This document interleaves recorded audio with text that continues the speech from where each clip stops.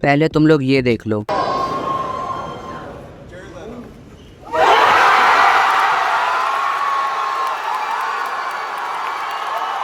इसके ऊपर भी हम बात करेंगे, लेकिन फाइनली इतने लंबे समय बाद मार्वल ने कुछ ऐसा किया है जिसकी वजह से वो अब सुर्खियों में है और फैंस को वापस से उनके ऊपर उम्मीद आ गई है। लगातार फेलियर्स के साथ मार्वल ने अपना फेज 4 और आधा फेज 5 खत्म किया, लेकिन अब आगे के फ्यूचर के लिए उम्मीदें तो हैं। तो आज हम बात करने वाले हैं मार्वल के कॉमिक कॉन पैनल के बारे में, जो कल ही खत्म हुआ है, जिसमें उन्होंने पहले कहा था कि इस कॉमिक कॉन में हम लोग सिर्फ 3 मूवी के बारे में बात करने वाले हैं जो कि अगले साल आएंगी। तो उससे ही लोगों की हाइप खत्म हो गई थी, क्योंकि ये न्यूज काफी ज्यादा इंटरेस्टिंग थी नहीं। और जैसा उन लोगों ने कहा था वैसे ही इवेंट शुरू हुआ। सबसे पहले captain America brave new world की बात की और उन्होंने कुछ फुटेजेस भी दिखाए जिसके अंदर हमारे थंडरबोल्ट रॉस भाई साहब रेड हल्क में ट्रांसफॉर्म होते हैं और काफी ज्यादा इंटरेस्टिंग चीजें भी हुई। सैम विल्सन भाई साहब उन्होंने टॉम हॉलैंड को लेके काफी ज्यादा रेफरेंसेस मारे कि देख भाई अब मेरे नाम की भी एक मूवी आ रही है। मतलब अच्छा खासा चल रहा था। उसके बाद उन लोगों ने अपना थंडरबोल्ट का इवेंट शुरू किया जिसके अंदर हमें पूरी की पूरी कास्ट दिखाई गई और अपने बक्की भाई को देख के तो भैया मतलब मेरा मूड सेट हो गया था, क्योंकि उनसे बेहतर कोई नहीं। अगर तुम एक तरीके से देखते हो तो बक्की भाई हमारा तब से साथ दे रहा है जब से मार्वल अपने पैरों पे खड़ा हुआ था। कैप्टन अमेरिका की पहली मूवी से अभी तक अपना ये लौंडा जिंदा है और इसका कैरेक्टर डेवलपमेंट भी काफी बेहतरीन तरीके से किया गया है मार्वल के अंदर। One of the well written character in Marvel universe. और थंडरबोल्ट के टाइटल के आगे एक ये कुछ स्टार जैसा भी है और अपने केविन भाई साहब ने बोला है कि इसका मतलब आपको मूवी रिलीज होने के बाद ही पता चलेगा। तो बेसिकली ये सारे लौंडे जो है मतलब सुसाइड स्क्वाड की तरह लगते हैं। मतलब मिशन पे भेज दिया गया है जिसपे पक्का तय है कि ये लोग मरेंगे ही, लेकिन मतलब वही लास्ट में जिंदा ही बच जाएंगे। आखिरकार है तो एक मार्वल मूवी, इससे भी काफी ज्यादा उम्मीदें हैं मेरी तो, क्योंकि मार्वल पहली बार ऐसा कुछ नया ट्राई कर रहा है। डीसी के अंदर तो पहले से ही सुसाइड स्क्वाड था,